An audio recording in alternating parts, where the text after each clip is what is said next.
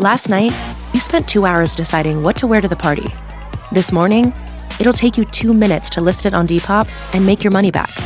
Just grab your phone, snap a few photos, and we'll take care of the rest. The sheer dress and platform heels you'll never wear again? There's a birthday girl searching for them right now. Your one and done look is about to pay for your next night out. Or at least the ride home.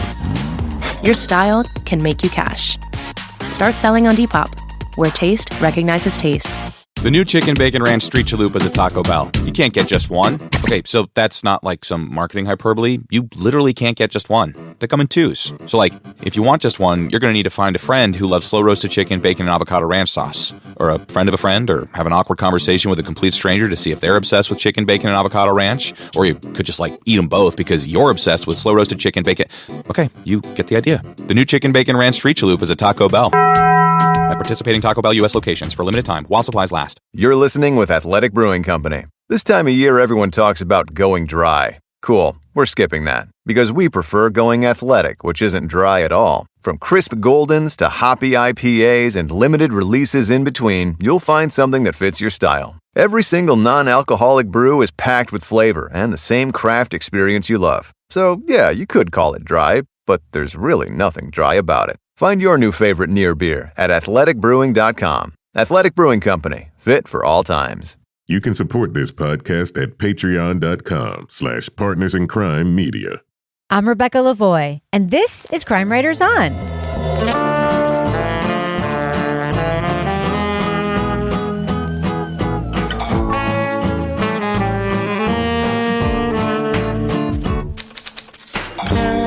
Crime Writers On is the original true crime review podcast that digs into true crime, pop culture, other podcasts.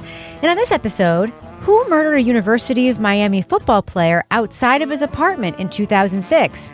Investigative reporters spent years trying to do what police could not, identify the killer. We'll talk about Murder at the U from ESPN's 30 for 30 podcasts. Joining me to get that done and more is true crime author, TV journalist, and host of These Are Their Stories podcast, my husband and love of my life, my favorite nursemaid, Kevin Flynn. Hello, Kevin. Hello, Rebecca. Thanks for helping me through yet another week of deathly illness. I super appreciate it. Oh, you're welcome. I'm finally better. Also with us is private investigator, certified pet detective, resident cat lady, and author of the Piper Green series of cozy mysteries, Laura Bricker. Hi, Laura. Hey, Rebecca. And finally, all the way from Valencia, Spain, author of a city trilogy, host of Rip Current, More Like Ancient Aliens, and the podcast, soon to be a major motion picture, Strange Arrivals, Toby Ball. Que pasa, Toby? Hey, Rebecca. So, Kevin? Yes. This is Thursday's program. It is. What's coming up next week on Crime Writers On? So on Monday, we're going to talk about the documentary series on HBO Max. It's called Murder in Glitterball City. Ooh. And then on Thursday, the podcast series we're discussing is from Pushkin. It's called Valley of Shadows. Oh, another Pushkin one that we can hate.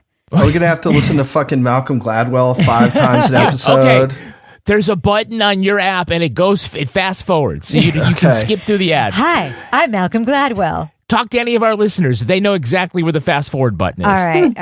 By the way, we have not been a big fan of a lot of the Pushkin podcasts that we reviewed. There's that one about all the murders in Malibu that every year, we're like, this could be good. And then we're always like, why? Yep. So it's nice that they keep sending us their stuff to review. I appreciate that. They're tough. I appreciate their toughness. Before we talk about this sports documentary that we're about to talk about, Murder, can we just talk briefly about what is definitely going to be the next season of Broomgate, the podcast? Oh, yeah. Yes. So, Kevin, Yeah. you don't know about this. No. Maybe by the time this comes out, everybody will know. But This has already been in the news. You missed It's all it. over the place. Oh, is it all over the place? All right. Well, New York Times, ESPN. One of the Canadian curling teams are cheaters. Oh, no. Mark Kennedy. Yes. And what he's doing is he's pushing the rock and then lower. You see him do a second push with his finger. What? And they were playing. Who was it, Toby? The Norway Swedes? Who was it they were playing? I don't remember who they were playing, but it got a little frosty. So yeah, they were yelling at them on the thing, calling them cheaters and swearing. It was like somebody named Magnus. So it was probably Scandinavian Anyway, of some sort. So the Scandinavian team ends up secretly filming them from the stands and getting the angle of his cheating on camera. Wow. What? Yeah.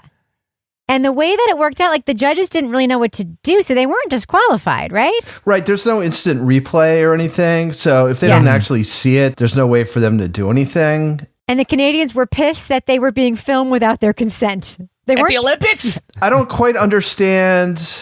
I mean, literally what he does is he lets go of the things and then he just like pokes it a little bit with his finger. It's like a 40-something pound rock. Like, what exactly is that doing? Is it slowing it spinning? Is it pushing it a little bit stronger? I don't know. It's got a handle. What it was, but apparently it's not legal to do it. And apparently that guy, Mark Kennedy, the Canadian guy, has this like reputation as being like a real gentleman of the sport. So no, he's not. He's a cheetah. The first things were like, it's a little bit weird to see Mark Kennedy getting all, his dander up. Kevin, they were throwing F-bombs on the ice Really? on TV in the Olympics. It was wild. Oh, wow. And meanwhile, like wearing slacks and polo shirts with those funny little curling shoes that they wear. That's one of the things that I took away from Broomgate. Yeah, besides the fact that like you could have like brooms that are too good, is that in curling there are no officials, there's no referees, there's no umpires there, right? It's one of the few sports where it's just like self-governed, right? And I was thinking at the Olympics there's got to be somebody, and apparently there is. But as we also remember, the written rules are pretty loose. Yeah. Right? I mean, it is kind of a simple sport, but as far as things like procedures and hey, I umpire baseball. There is like chapters on the dimensions of the distance from the apex of home plate to the back end of third base, right? All these different things for things to be legal. In curling, you're right. It's just supposed to be very gentlemanly or gentle. It's bocce on ice. Let's just be real. Bocce on ice. So the fact that he's like, oh no, that's an illegal throw. It's like, what is that even? There's a new twist today. Oh, okay. Winter Olympics cheating scandal takes fresh twist as Canadian curler claims he was set up in premeditated plan. Oh, no. Yes. So Mark Kennedy is claiming that he and his teammates were caught in a premeditated trap as their international rivals continue to accuse him of unsportsmanlike behavior amid the Winter Olympics cheating storm. Really? Sweden's Oscar Eriksson repeatedly accused him of double touching his delivery, sparking an explosive response from the Canadian. He launched into a profanity-laden exchange with the Swede, furiously telling his opponent to fuck off. In a heat, I saw this. This was on is a television, Canadian, Kevin. mind you. Wow. Yes. This is on Gold Zone, huh? And then he said it was a concocted plan. I'm just going to say this to you, Mark Kennedy. Look at me. Mark Kennedy, look at me. It can't be premeditated to catch you planned cheating on film if you were actually cheating on film. Okay? How dare you point out the thing I did? This thing has got layers upon layers. I love it. The Broomgate has to make a season. They have to. This is my call to you, Broomgate people. If anyone from the CBC or anyone who worked on Broomgate is listening, we can't wait to hear the second season of that podcast all about this. Make it a 3-episode bonus drop, whatever. They can start bringing back that Nimbus 2000 broom that they've been using. Oh, yeah. Whatever it was. Yes, I've just been following the condom situation. And oh, yeah. That's rough. The Olympic level fucking that is happening. Yeah. That's right. Between that and I think people are just grabbing handfuls. I don't think people are like, well, I've had they didn't have sex enough 75 condoms. times. So. Souvenirs. Let's put all the world's sexiest people together and the curlers and see what happens. And the curlers. It's probably a good bar come on. I know. I can't come up with it right off the bat, but if you want to like... Fucking love the Winter Olympics. I was one of the lucky ones who got a condom, so... I love the Olympics. I once again want to plug the Gold channel, what is it called? The... Gold Zone. Gold Zone channel, which we turn it on live during the day, and there's 4 screens of everything that's happening right now. And then when something's about to get heated or important, they zoosh to that screen and let you watch that thing. It's like NFL Red Zone It's when you're fucking great. I love the Gold Zone. Love it. So you get to watch the skaters warming up at the same time you're watching the curlers swear at each other. Like, it's fantastic. Now, anyway, that's my plug. All right, Kevin. Yeah. Should we go ahead and talk about the sports murder documentary that we're supposed to be talking about on this podcast? What a change of pace. Yes. Yeah, that also could be season 2 of Broomgate if that curling thing goes south. It'd be incredible. Yeah. All right. Yeah, but let's talk about this one. All right. Leading off. I remember saying, all right, it ain't funny. Why you laying on the ground for? And I was like, get up or something like that. And as I walked over saying, get up, I noticed that there was a puddle of blood behind his head. In 2006, University of Miami football player Bryan Pata was shot outside his apartment coming home from practice. On the 10-year anniversary of the death, police invited ESPN to look into the cold case. How ultimately do you guys think this case is going to get solved? By somebody coming forward and having first-hand knowledge of whoever the perpetrator is. The reporters found cops had many viable suspects, including a teammate with a compelling motive and shaky alibi. But the journalists also came to find their law enforcement sources to be unreliable partners. And eventually, their story turned into both a quest to find Pata's killer and an investigation into the police investigation. They were lying to us. And then I'm glad we went through this process, because had we gone with what we had, I think we would have been putting forward a story that was disingenuous and frankly not true, not for any fault of ours. From ESPN's 30 for 30 podcast comes Murder at the U. Host Paula Levine takes listeners through her team's exhaustive multi-year investigation into Pata's death and its many suspects. With a murder trial about to begin in Florida, the podcast also focuses on the police and prosecutors who started as collaborators on their reporting, but eventually became impediments. Spoiler alert, we're going to be talking about plot points from Murder at the U. So if you want to remain spoiler-free, go to the estimated time code in our show notes for our thumbs up or thumbs down reviews. Now, Laura, do you think when the police called ESPN, they thought they were going to get anything more than PR to elevate their investigation? Do you think they thought ESPN would spend a decade investigating this case? No. And shame on them, because these police just pissed me off so much. They're like, oh, ESPN, I'll come do this like sports story and it like raise some awareness and maybe we'll get some tips.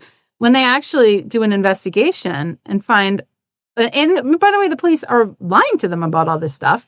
I have almost no words for it because I was so irritated. So when they finally sue the police, I was like cheering in my car driving down the road. Yeah. And they even had the one public information officer who's like, well, we just thought, because you can ask things that we can't ask. So like maybe you can help us find some information, but we're not going to give you anything non-redacted or tell you if we have any suspects or tell you anything actually that's going to help what you're reporting on. But you can help us, but we're not going to help you. Right. Yeah, Laura, I think that's the whole ball game right there. When that PIO lets slip the real reason they invited ESPN. It's because reporters can do things that the government can't do, and they're hoping that they will go do those things. No, you do and you don't. In the sense of you're not going to go talk to a child unless they get parent permission and all that type of stuff. But as far as the legal guidelines, you guys can go to anybody in that roster and talk to them however you want. And they may speak to you. And it's, hey, cool, it's ESPN. Let me tell you what I know. Boom, and they just let it all out. If you actually think that Rayshawn Jones is the killer and you want ESPN to put some pressure on him, why not throw out some more breadcrumbs? Yeah. Right? Why not be a little more winky-wink cooperative? Because I think at some point they didn't. It's hard to say what they actually knew when they thought that, though. I don't think they thought that before the ESPN investigation. I think they were trying to get the family off their back, the police. So they're like, no, yes. the family's calling us out, but we're cooperating with ESPN. Yeah, and I don't know if the pitch was podcast or. This was like in 2015. This was not a podcast pitch. This happened. They started reporting this like in 2017, whatever. They're showing it on TV and stuff. Yeah. I don't think they thought ESPN would do the digging. Well, it's like, did you guys know? I mean, that ESPN has a formal investigative team. I mean, I know 30 for 30 it makes sense. Yeah. But these aren't fucking interns like running around saying, oh, well, this would be great if we could just have like maybe a couple more baseball players in it or whatever. These are serious journalists that were dedicated to this story. And I feel like, Officer Frankenstein, meet your monster. Right. Because you put this in motion. Right. So, Toby, the culture at the U is a big part of this story. And as I was listening to this unfold, like we're talking about early 2000s, right? 2006, 2003, like the, pre-social media, but post phone with texting sort of era, right? We did have MySpace, so there was some social media. We're talking about a school where... It was before texting. The coach, it was not before texting, that cop was a doofus, where that coach decided the way he was going to revamp this program was by recruiting local kids to be in the program. Can you talk about how that added to the environment that led to this crime? Yeah, so it starts with Howard Schnellenberger, which I think was in the early 80s. Miami wasn't really a football power. And then Schnellenberger came, and they talk about how he prioritized recruiting Miami kids. So we're going to make this a Miami team. It's University of Miami, which is not like most other big top football schools are these huge state schools. So University of Miami is a little bit of an anomaly there, but they start recruiting in Miami, and it starts with Schnellenberger, but then like Jimmy Johnson, who's a legendary coach, Dennis Erickson, Larry Coker is like maybe the fourth guy down the line of this sort of project. And in addition to recruiting locally, there's also, and it's, if you don't watch college football or football, it's a little hard to like sort of convey this. But so That's many why teams, you're here, Toby. You're here to be our sports whisperer. So many teams, the turnover of players is, you see them play for 2, 3, possibly 4 years, and then they're gone. So it's usually the coach is sort of the main figure for the team. In this case, it was really, there was this very performative aspect of their teams. Like they talk about them having swagger, just like a lot of trash talking, a lot of flexing for the fans, a lot of celebrations. A lot of people thought they were arrogant. I thought they were kind of fun to watch. So anyway, it was like, that's why it's called the U, right? It's like sort of bigger than life. So what you do is you end up having all these Miami area kids and other kids too, but a lot of Miami area kids from different schools showing up to play for their football team, and they're all close to home, right? So they're not getting away from situations that they grew up with or whatever. All their friends are around. So it makes it a very complicated, I think, sort of social situation for a lot of these 18, 19-year-olds who are suddenly celebrities. They're on TV all the time, but they're also home. And I think it kind of comes out in this, like for Bryan Pata, he's being pulled in a lot of different directions because of this situation, which it's interesting, but I think it's probably tremendously difficult when you're that age. One of the things that surprised me was that all of these kids had guns. Right? It was like a huge gun culture on this team. Everyone carried guns. And, we hear this amazing tape of this local newspaper reporter who he has this idea to do this like series like Cribs with the players. And we hear the tape of this kid, Brian, being like, let me just put my guns away before you come in my place. I was just surprised to hear these college kids had so many potential enemies, including Bryan Pata. Like, I mean, how many? This is a college kid who died, and there's a long ass suspect list of his enemies. And I'm like, right. It just seems like a strange situation, in my opinion. Right. Yeah. To have that many enemies when you're like, 20 years old? Yeah. Well, maybe he wasn't a nice guy. Well, that's the thing, Toby. I think that they definitely wanted to portray Brian was the victim here. We don't want to discount that. But there was some edge softening, in my opinion, of Brian. Like, I don't think the podcast, for instance, handled well the admission by his brother that Brian was a domestic abuser. Brian beat up his girlfriend. His brother said he laid hands on his girlfriend. They just talk about, instances of that relationship being violent. But then after that, it's talked about as volatile. It's talked about as dramatic and all that stuff. So there's definitely something to this idea that, Brian, it sounds like nobody earns having a lot of enemies, but it certainly sounds like he encountered a lot of enemies with the situations that he was in. Yeah, you got more than one person refers to him as a bully or says he can be a bully. There's a couple of stories of him beating the shit out of a gang member. And for a while, they thought that maybe that's what provoked him for being killed, was like a revenge thing on that.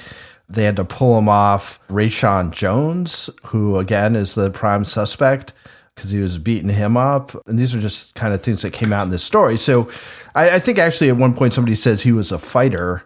And this guy's is a defensive lineman on a college football team. Like, he's huge. Like, he probably weighs 290 pounds or something. And he's a very good athlete. So, yeah, again, I think that, it's hard for shows to not do that kind of smoothing over, I guess, when they're the victims of the crime that you're basing the show around. And part of it is just for dealing with it for 10 years and knowing his family and his mom and stuff, like, that probably influences it a little bit. And it also probably, it's less of a good story when some guy who's a complete lunatic gets killed. And, but yeah, there's enough clues that are kind of dropped to say that this guy he wasn't like straight and narrow necessarily. Right. So Kevin, we also hear about booster culture at this college, right? Yeah, we hear about this like one guy who just like, he throws around a lot of money, but like, what was the deal? He had been in prison first. or something like that, right? The booster. Yeah. Was he Uncle? No, that's a different guy. Uncle was like the club owner, with right? the yacht. Yeah. There was another guy who was like throwing money around, but he spent like X thousands dollars, and what he got in return was that he got to run out of the tunnel. Right? Seems fair. And what did being a booster get, Shapiro? You get to go to the events, the banquets and things like that you get afforded. And as I made the next large donation, I negotiated my own deal. And part of that was running out of the tunnel, which nobody does. It was $250,000, Kevin. It was a lot of money. That's what you get, right? And he was also like he's introduced as a con man. I didn't call him a con man, but he talks about like how he'd been in prison for some financial crime or something like that. And for $200,000, like that is a Patreon level where we will do anything. Yes. Yeah. You want to run out of the tunnel? We will build a tunnel. We'll make a custom podcast just for you. You come here. You can run out. You can have sex with Kevin. Wow. Whoa. I do get right of first refusal on that. Out of nowhere. Out of nowhere. All right. Really? I think that was out of nowhere? For $200,000. He's so sexy. Grand, I don't know. I've seen that movie too. I've seen the bathing suit. You've seen the bathing suit. Absolutely. So if you join us at Patreon, you only have to join us at the $5 level if you want, not hundreds of thousands of dollars. At that level, you join us and get, at the leading off level, the Crime Writers on After Show, Toby Ball's Deep Dive Book Club podcast, Married with Podcast, and Something's Off. And if you come in on the Bricker scale, you get an additional exclusive podcast. It's Laura Bricker's Leave It to Bricker. If you join us at the Let's Do What We Do level, you get episodes early and ad-free. And if you're a deep diver, you're an exclusive official sponsor. This is like being a booster. You're a booster of the of Toby Ball's Deep Dive Book Club. In fact, you can watch Toby record it. You can be in the chat. You can throw in your comments. Toby's been known to bring people out of the chat into the room. So I don't know. I guess maybe we are exactly like the University of Miami. Yeah, we are exactly just like them. Exactly like that. We're all packing. We are all. Speaking of packing, you might also get pictures of me in bathing suits. That's right. Because that has happened. He's packing. Definitely packing. Another way you can support us is going to our Amazon storefront where you can see some of our favorite things. So, Rebecca, what are this week's Amazon recommendations? Well, Kevin, I pulled them out of the box and you said, what are those? And they are boot trees. I love me some boot trees. I'm a boot lover. I've got several pairs of like Fry boots that I've had for many, many years. The best way to store your boots is with a boot tree inside. It's like this long ass thing with like a spring in the middle and you stick it in and it helps the boot keep its shape. Recommend them highly. Got a couple extra pairs this week from Amazon. Yeah, stick them in, Toby Ball. Stick them right in there, right down the bottom. Toby, put them in deep. Bootlicker. All right, Toby Ball, can you tell us what your listener-inspired Toby Ball's deep cut recommendations are? All right, we're going to start off with, this is under toys and games, so I feel as though it has wider applicability. It's the We Grok relationship and conflict resolution cards. Mediation in a box for two people. Empathy and communication activity for couples, friends, and fam. How about neighbors who have dogs and neighbors who don't have dogs? What else, Toby? Complete Gut Health by Beekeepers Naturals. 3-in-1 prebiotic and postbiotic probiotics for digestive health and bloating relief for women and men. And then it says propolis. I don't know what that means. I have a question about the postbiotic. Are you just sprinkling that on your poop? Like, isn't the probiotic like a postbiotic? Yeah, like the prebiotic is to feed the gut stuff, right? So what do you do with the It's like poopery. You sprinkle it around the toilet. Yeah. Yes, exactly. Okay. Just checking. Yeah, so you can get all of those recommendations and more when you shop us first at Amazon. Make us your first stop at Amazon. Go amazon.com/shop/CrimeWritersOn. We earn commissions on qualified purchases. All right, Kevin, before we end the business section, do we have any Patreon patron saints of the week this week? Our Patreon patron saints are Lori Call and Allie Bowler. Bless you. Bless you, Lori. Bless you, Allie. Thank you so much for supporting us on Patreon. We literally wouldn't do this podcast without listeners like you. We couldn't, because then we'd be paying money to do it. So we really, really appreciate you supporting our work. Kevin, does thus end the business section? Thus ends the business section. Fade that music out. Prime one-day delivery's fast. How fast we talking? We're talking yoga mats and fitness trackers delivered so fast you can kick off your routine tomorrow fast. We're talking weights at your door without really waiting fast. Water bottles and hydration backpacks fast and fast. Resistance bands faster than you could say feel the burn fast. More jump ropes, just a hop, skip, and a jump away, aka fast. Whew! That was actually a good workout fast. Fast one-day delivery for all things fitness. It's on Prime. Bob Evans' creamy mac and cheese and buttery mashed potatoes are made for the moments you can't plan. Like last-minute school costumes, glitter explosions, or when little Liam brings 3 friends for dinner.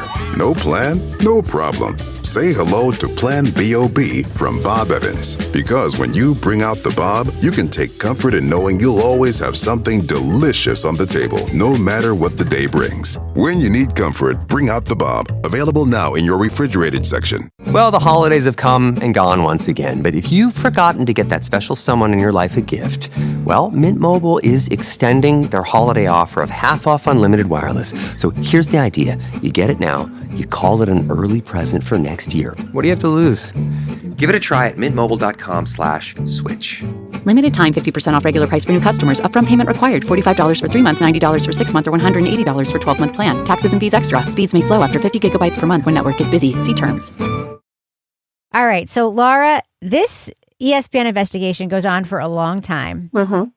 Ultimately, ESPN ends up suing the very police department that called them in.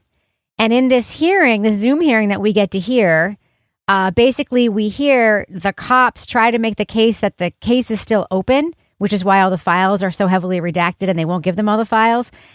I think they're totally fucking bullshitting. I do not think that they had this main suspect on in mind. I think that they literally just didn't want to give them the stuff. What do you think? Oh, no, I absolutely agree. I think they even made a charge because they wanted to be like, see, we were going to do like. I agree. If they had been ready to file charges against this guy, they should have done it back then. They did no new investigation. They did nothing in the time since then. And now because they're like, oh, we're going to make an arrest in the foreseeable future, which is the buzzword, that's going to get them off the hook. And when the judge was like, okay, but this is not an open-ended forever thing, it was like almost out of spite. It was almost like they were like pissed off that ESPN, and you hate to, like, this seems crazy, like to say something like that, but it almost, that's what it felt like listening to this. Like they were pissed off. The ESPN went out and did an actual investigation and wasn't actually just being their PR arm and was actually pushing back and asking questions when they wouldn't give them answers. And so then what do you know? What was it, like 5 months later? They go arrest Rashawn. And I'm like, there's a lot of problems with this case. Yeah. Well, they didn't redact the word suspect from that piece of paper that his name was on. So, of course, they had to arrest him. They had to arrest him. They're like, but prior to that, they're like, no, we don't have any suspects. We don't. The other thing that really like irked me about these police is when they would be sitting down with ESPN and they'd ask them a question. They would say, well, have you talked to Kevin Flynn? Well, maybe. Like, you'd have to ask him. Or like they would just deflect with every answer. They would deflect and spin and not answer it. So when they actually got called out at court, I was like, this is a bunch of bullshit right now. This is a bunch of bullshit. But good for them for filing suit against them. There was the objection that they didn't want the ESPN lawyer to be able to ask a question about a document that they had given ESPN. And the judge, that was the one the judge was finally like, dude, you handed it to him. Like, that's on you. Okay. Is he a suspect or not? Objection, confidential information. The lawyer for the police objected again, but this time the judge overruled. You guys turned it over, and it's in evidence. I don't know how it's confidential anymore. So without going into any further detail, I guess he can answer the question. Toby, the back part of the podcast gets into this really cool space about not just the cops having made this arrest, and we hear about the arrest, and I'd love to hear your thoughts about Rashawn in a sec, but it gets into this very cool space about how the criminal legal system has been functioning in this place. And we hear about this like real corrupt prosecutor and this fucking badass defense attorney that made it her life's mission to expose him. What did you think about the podcast taking that like zoom out? Like, this isn't just about these couple of cops doing whatever, but there's all sorts of problems with things like jailhouse confessions in this county because of X, Y, and Z. Did it work for you? Yeah, it did. I think it was a risk, right? But I think the personalities are so strong that it's, I hate to say entertaining because it's sort of shining a light on like malfeasance and miscarriages of justice. But It does make it very listenable, and just the contempt that she has for this prosecutor. That defense attorney is so good. The two first crossed paths on a case where she represented a woman who had violated probation by going on a cruise for her birthday. And Michael Von Zomp's offer for that violation of her probation was life in prison. What do you mean life in prison for going on a cruise? I made it my personal mission to figure out who is this guy and how could somebody be that evil. And then you see, and it gets tied back to the case because you get to see how that's working in this case, and, particularly against Rayshawn, and, supposedly there's a jailhouse confession, but that's seems pretty likely not to be the case. It's a bunch of but bullshit. They're trying to... Look at Laura. Laura's out of her mind. Go ahead, Laura. No, that fucking guy. Let it flow. Yeah. No, didn't that... I mean, I'm like this guy is like the used car salesman of snitches. And he's like, oh yeah, he confessed and he gave me... I'm like, so why out of all these years where nothing has ever been said would mysteriously Rashawn decide to choose you, the car salesman of the fucking prison, to tell, oh, I did it? Like, no. The capitalist of the prison. The guy who's ratted out 7 other guys. Yeah, that snitch. I'm like, what the hell? Like, this is just like so not credible. But that's again where I love that defense attorney, where she was just like, nope. Yeah. Bunch of bullshit. Kevin, what do you think about the jailhouse snitch section and how that all played out? Did anybody for a second believe, like, when they introduced him, that whatever he said was going to be truthful? To ESPN? Yeah. You see, he's almost like the booster. He's like, comes right on and tells you exactly who he is. Mm-hmm. You don't have to have a lot of context when he tells on himself. So absolutely, I was like, okay, let's see where this goes. It's probably not going to go far. He stole $15,000 from Nick Cannon and conned $200,000 out of a sports agent by selling him season tickets he didn't own. I have sold things that didn't exist, sold houses that weren't mine, condominiums, high-rises. I can be somewhat creative at times. It ends up being sort of not even the worst thing going on here. No? I think that you could just say, well, maybe the police sort of lost track of their main witness, or maybe they tried to disappear him so he wouldn't have to show up at trial. Because he has dementia now. He couldn't remember how to get back to Florida from Kentucky. Yeah, by saying, no, our witness is dead. Dead! And then ESPN knocks on his door, and there he is. We arrived at the address that both we and Miami-Dade had for Connor.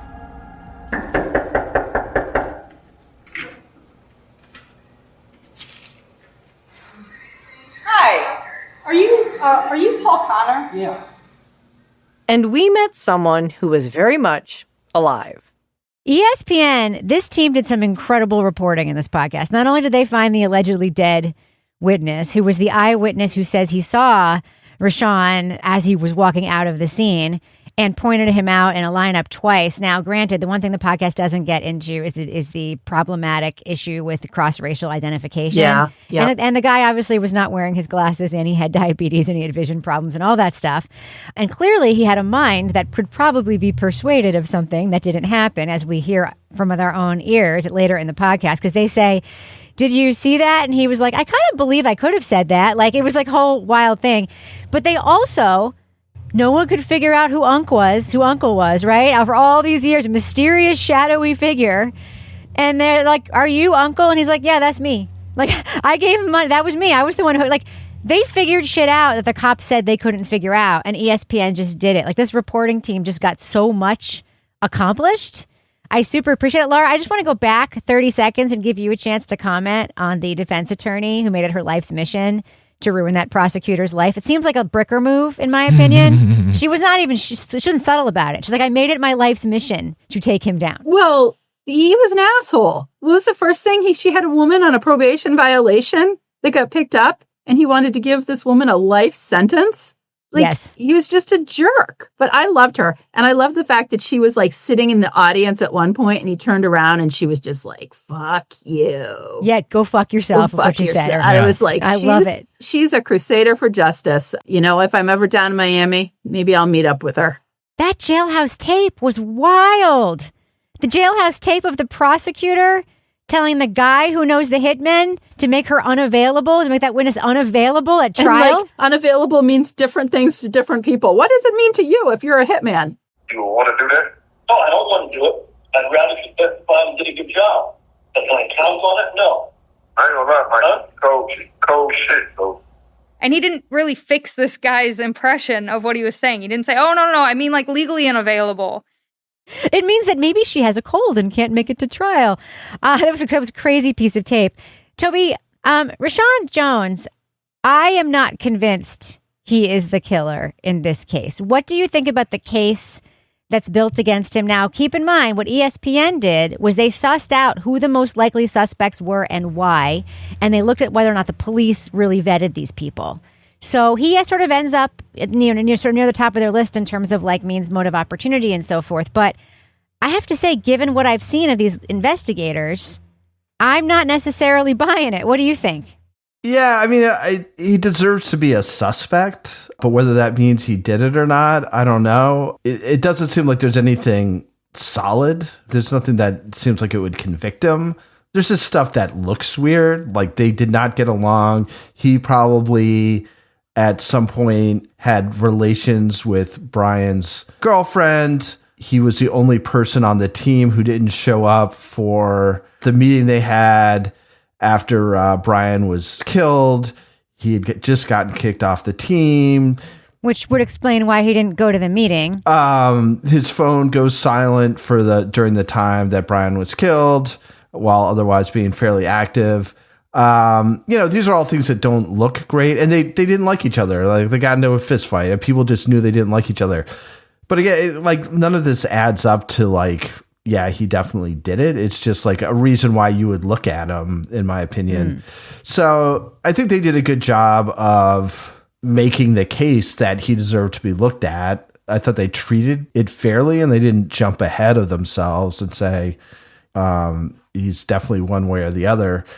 But again, this is a very complicated situation for Bryan, where he's got these different ties to different groups in his neighborhood, and he's got enemies, and he beat up a gang member, and he was in the same gang that his girlfriend, who he domestically abuses, is in. And, so there's all these things that are going on in his life. And like you said, he's a 20-year-old. He's got enemies, It's pretty wild. In some ways, it reminded me of the Aaron Hernandez stuff, when Aaron Hernandez was trying to get traded to the West Coast so he could get away from Hartford, because he was just this is not a good situation for me.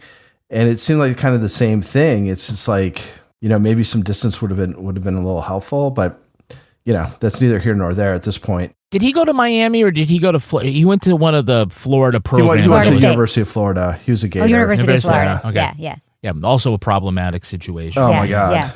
Yeah. So, Kevin, what do you think about the case against Rashawn Jones? Well, I mean, I think it's a mile wide and an inch deep, right? But I think the reporters are right. He's either the guy, or he's the victim of an incredible amount of a cascading set of bad-looking circumstances, right? Again, circumstantial evidence is circumstantial, but it is also evidence. And so there are reasons to believe that he did it, right? And I would hope that they have more than just an eyewitness account. And I don't even think they have that. From a guy who's not dead? Guy who is not dead. I mean, both things can be true. I mean, I do think that it's more likely than not that it's Jones. I would say the preponderance of the evidence tells me that it's Jones. It's not beyond a reasonable doubt. And maybe those detectives thought it was Jones for 10 years too, and they just weren't saying. But nope. Why do they got to be so fucking shady about the case? Right? Why do they have to do all that stuff? I mean, both things can be true. That Jones is the killer, and he will walk because of the stupid shit that they did.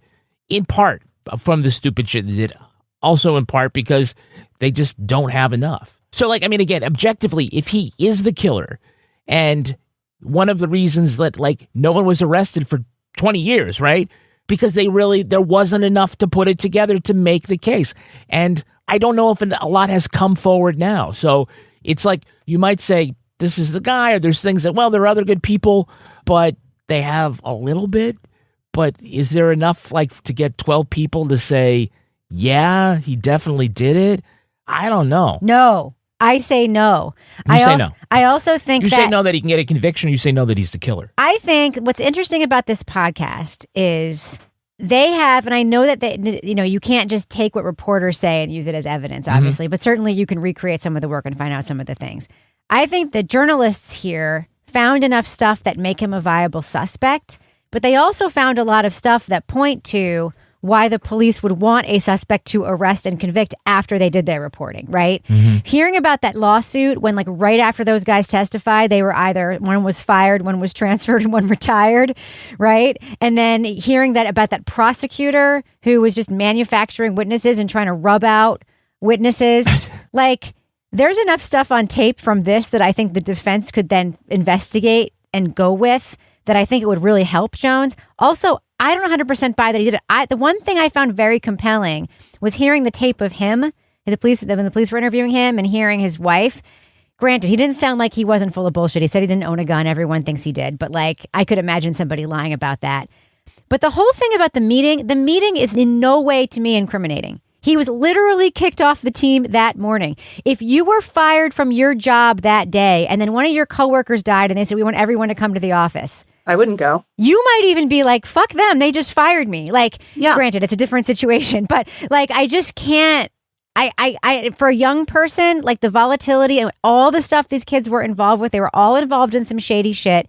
We know that Bryan was getting lots of money from somewhere that has still not quite been determined. It is not normal that a high school kid going to a college who doesn't have a lot of resources of his own will be able to start a high-end business restoring cars and have an AK-47 and all this stuff. The fact that a fellow player would be the main suspect in this kid's life? No. I don't buy it. I think he was into other stuff. What do you think, Laura Bricker? Yeah, I don't buy it. I don't, it's a bunch of BS. I don't buy it. I think it was convenient. And I honestly, I go back to, and this is horrible, but I really feel like the police had egg on their face.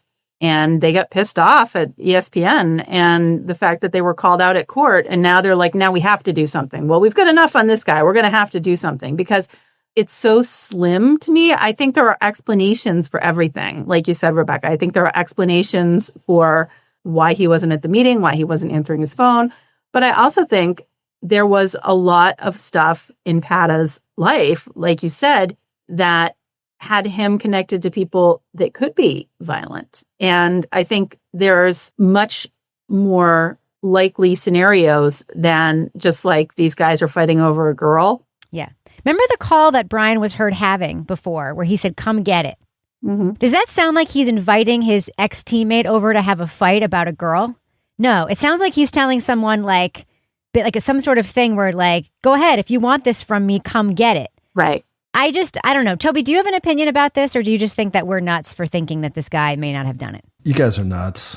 Okay. I think the money thing, for a normal college student, yeah, maybe it's weird. For a star football player at the University of Miami, I think less that weird. Makes it a little bit less weird. Money's coming from boosters. I mean, that's kind of the way it is there. You can look for a comparison, the Sports Illustrated did a thing about basketball players at UNLV. So they were in Las Vegas and they were just living it up because these rich Las Vegas guys were sort of subsidizing their lives. So when I hear his teammates saying that, we thought about him or whatever, I think there's some value to listening to that, to people who actually knew him, understood potentially his volatility or his making bad decisions or whatever. But yeah, I mean, from this podcast, I'm not ready to put the guy in jail. And I certainly think that there are other promising routes to check out. Whether they're going to bother to do it, I don't know. I mean, at this point, it's just you're so far gone. The trail must have gone cold at this point. If they can't get Rayshawn, I'm not sure what's still going to be available to them. Well, the fact that they didn't get Bryan's text messages or social media because they're we don't have probable cause, or his financial records, right there, you lost so much information that actually could have directed you to what was really going on here. And the fact that they didn't do that, I'm what were these police doing? Yeah.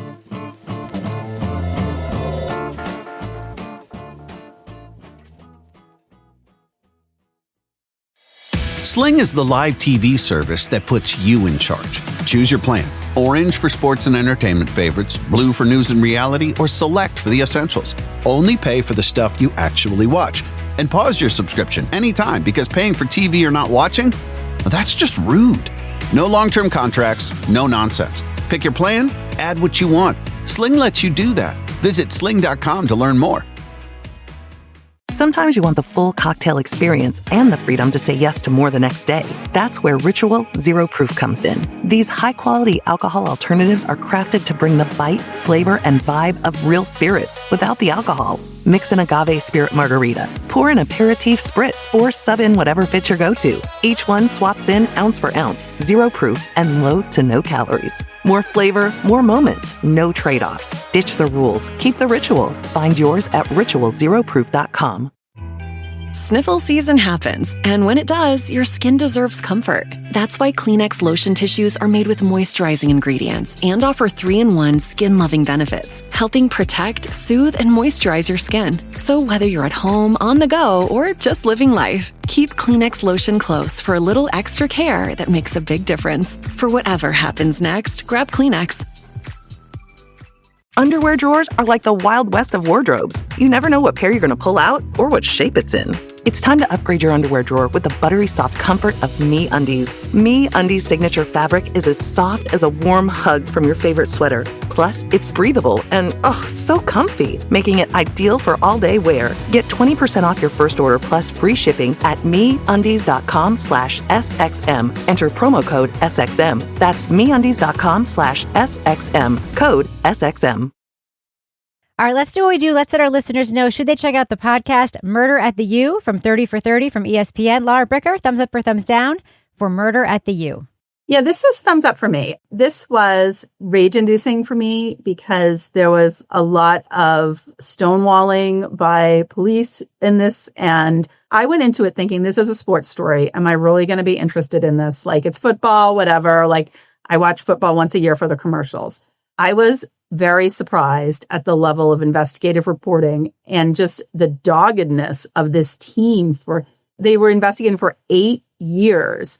They left no stone unturned, and they also held accountable people in this situation and in this case that needed to be held accountable and called them out for bad behavior. So I thought this was really well done. I'm eager to see what's happening with some of the ongoing court proceedings in this case without giving too much of a spoiler. So this is a thumbs up for me. Toby Ball, thumbs up or thumbs down for Murder at the U? Yeah, I'm a big thumbs up. ESPN's a major media company, and they have like an investigative reportorial arm it's like a major newspaper's investigative reporters. You know, they're really good. They're given the time that they need to report the story, and they report it in very sort of responsible, compelling, and also this is a complicated story that they make fairly easy to follow when you're listening to the podcast.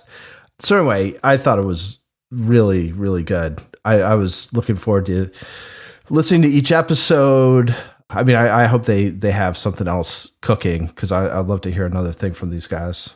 Kevin Flynn, Murder at the U. I'm a thumbs up. I love podcasts about journalism the way that Oscar voters love movies about Hollywood. It's just great, but it's not performative. This is a group of people that were completely underestimated by the police. They were invited in to do something, and the cops did not think that they were going to check their work. And so it's really kind of two stories here. You've got the murder investigation.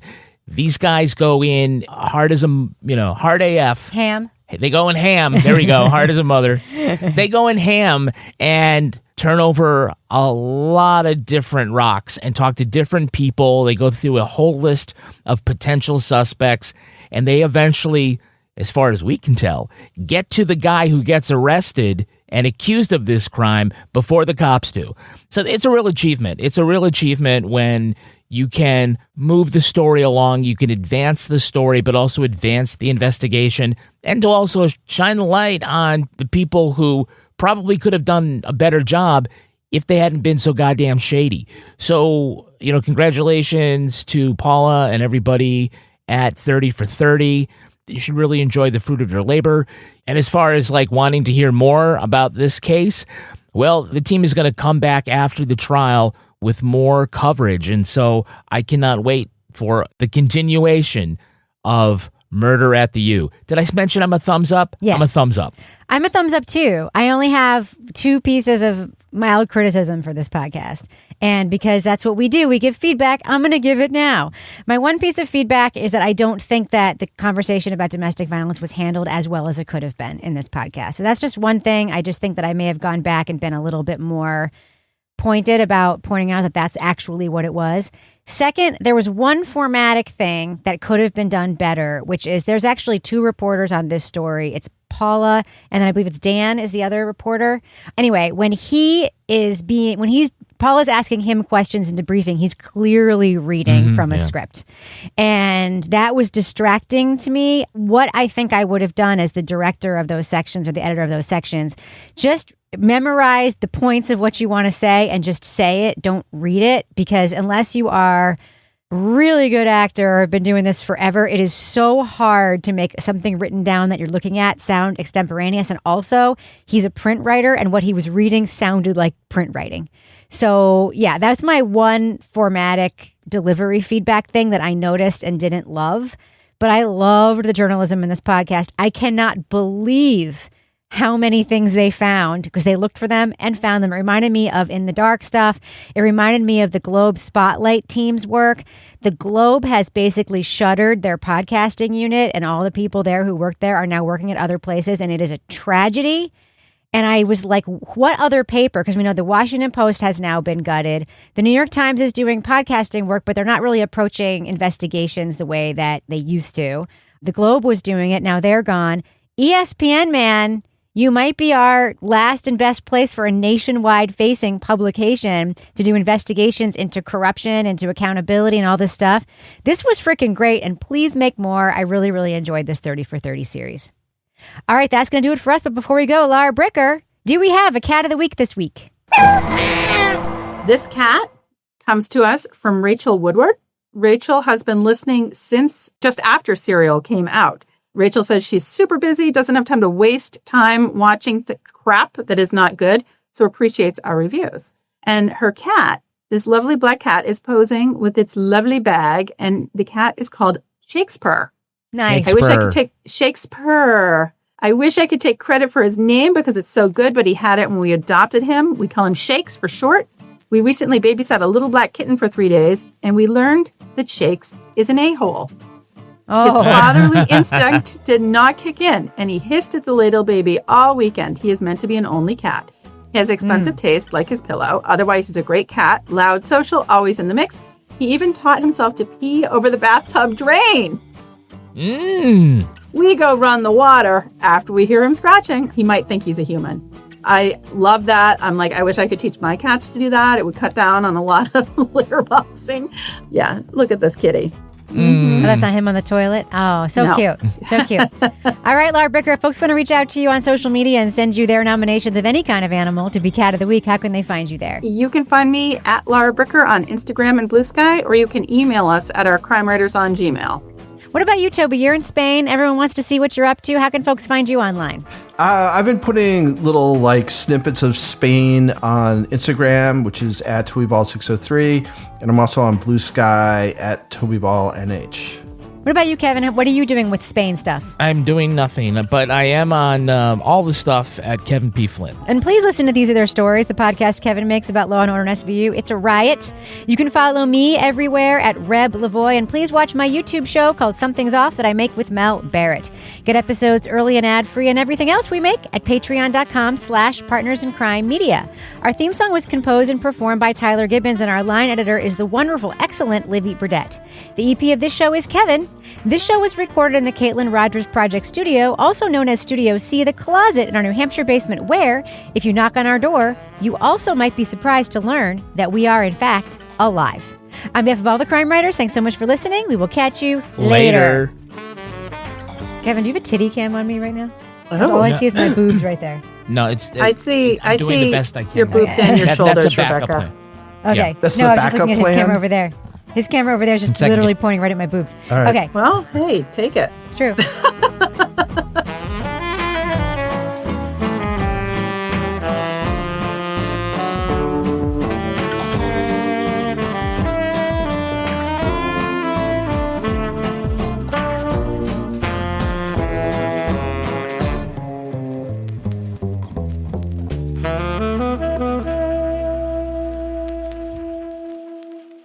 Partners in Crime Media.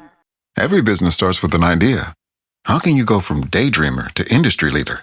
Amazon Business accelerates your journey. With smart business buying, get everything you need to grow in one familiar place. From office supplies to IT essentials and maintenance tools, Amazon Business takes the buying experience you know and love from Amazon, plus tools that help you save costs and make insights-based decisions. Ready to bring your visions to life? Learn how at amazonbusiness.com. Sometimes you want the full cocktail experience and the freedom to say yes to more the next day. That's where Ritual Zero Proof comes in. These high-quality alcohol alternatives are crafted to bring the bite, flavor, and vibe of real spirits without the alcohol. Mix an agave spirit margarita, pour an aperitif spritz, or sub in whatever fits your go-to. Each one swaps in ounce for ounce, zero proof, and low to no calories. More flavor, more moments, no trade-offs. Ditch the rules, keep the ritual. Find yours at ritualzeroproof.com.